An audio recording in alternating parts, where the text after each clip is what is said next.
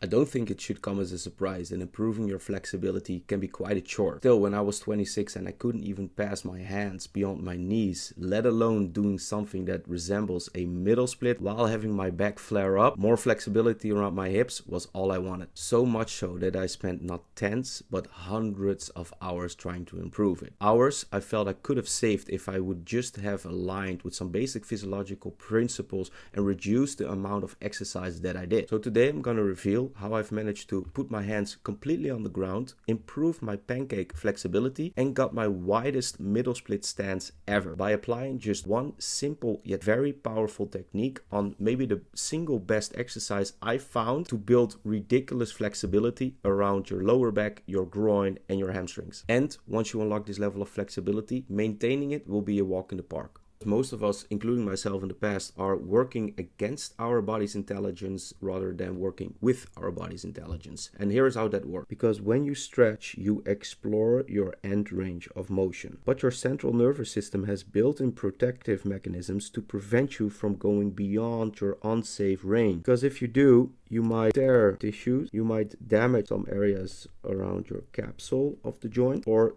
potentially other gnarly injuries. Because strength allows you to build control over that end range. So stretching shows you where the treasure is on the map, but strength is how you reveal the gold that is inside of the box. Now, the one simple concept I've implemented to add strength at length is by approaching my flexibility as I would do like bodybuilding, by weaponizing my end ranges by loading them, using load to be tissue educators. And this one simple method has fast-tracked my flexibility gains so much that it's a bit harsh that I only found out about it in my late 20s. Now, to show you how powerful this is, I'm going to walk you through the one exercise that has helped me build lasting flexibility around my hips, my hamstrings, and my lower back. Now, to forward fold while placing the hands completely in the ground, you need enough strength at length in the hinge pattern. Now, to perform a side split or get very close to it, you need to be able to create strength at length in hip adduction and also learn to tilt the pelvis a little bit to increase this hip socket rotation. Now, what do you get if you put those two into a blender? You get the straddle nose-to-ground. Now, this exercise focuses on one, the sagittal plane, where you move into flexion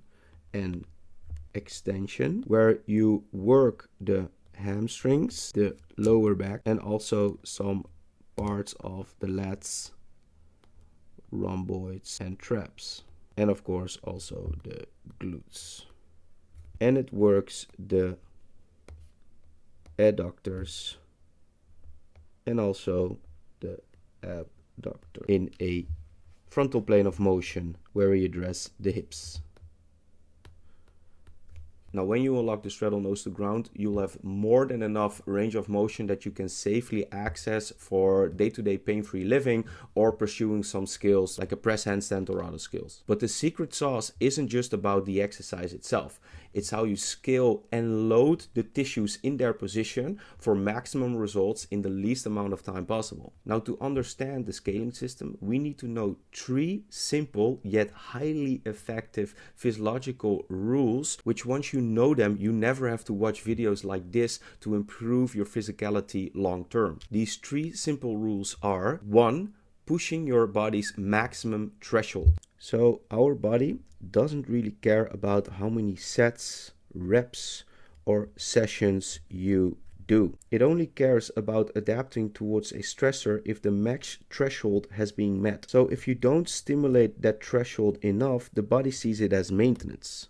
But if you stress the body hard enough, it will feel inclined to adapt towards the stressor and also increase its threshold. 2. Focusing on the most important threshold manipulators. So creating enough stress for the body to adapt. We can only manipulate one or more of 3 things. We can manipulate the load or weight we place on the body. We can manipulate the length or range of the body, or we can manipulate the time that is spent under tension. Those are the only 3 things we can manipulate.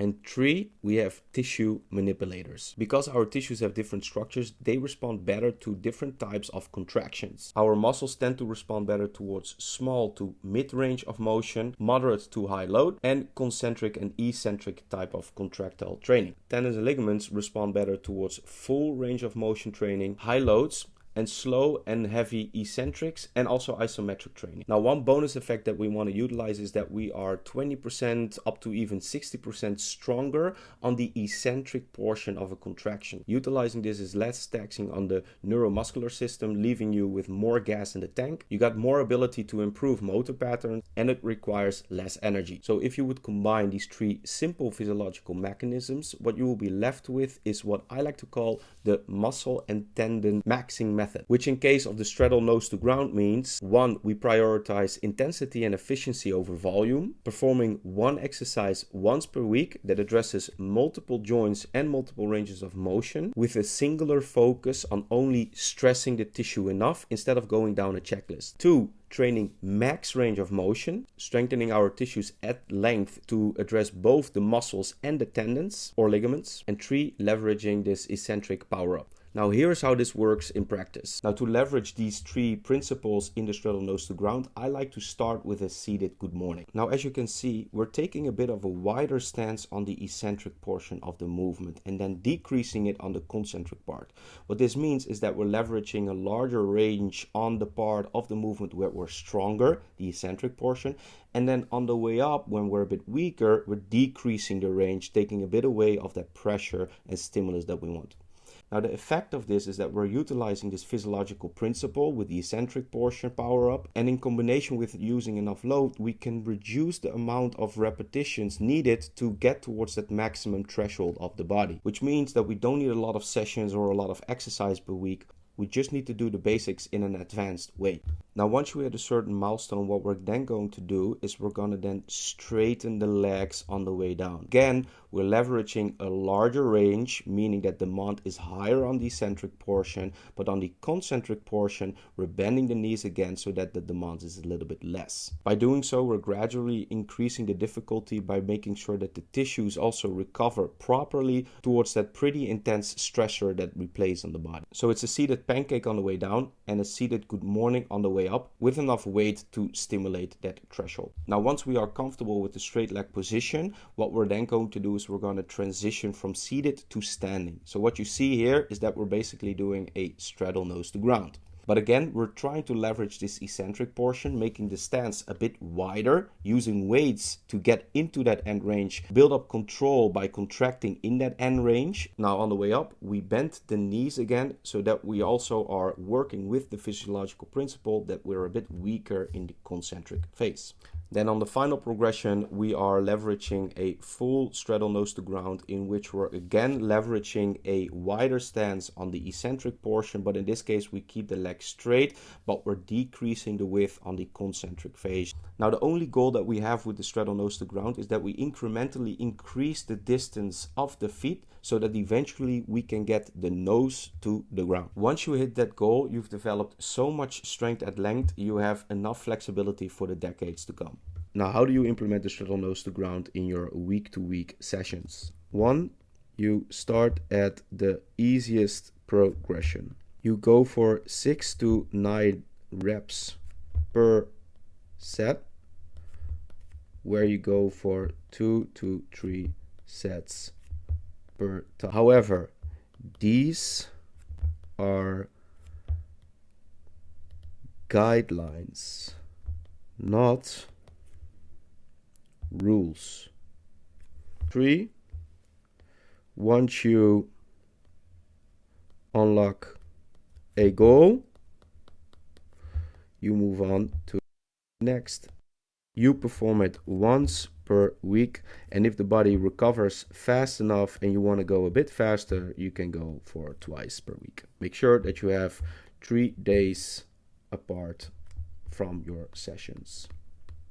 The rest of the time you spend with family and friends. Now, this is one of the 6 mobility positions I worked on once or twice per week to cover the most important ranges of motion of my upper body and lower body joints to build all the flexibility I want for the decades to come. Now, I'll be breaking down the other 5 mobility positions in future videos so that you also can build all the usable flexibility and athleticism you want for the decades to come. So you never need to worry about flexibility again. Now, if you want to take a look at the entire protocol that covers mobility, strength, and spinal work, and you want speed, sustainability, and structure, then get in touch via the link in the description below. And for the rest, like and subscribe if you want more videos like this.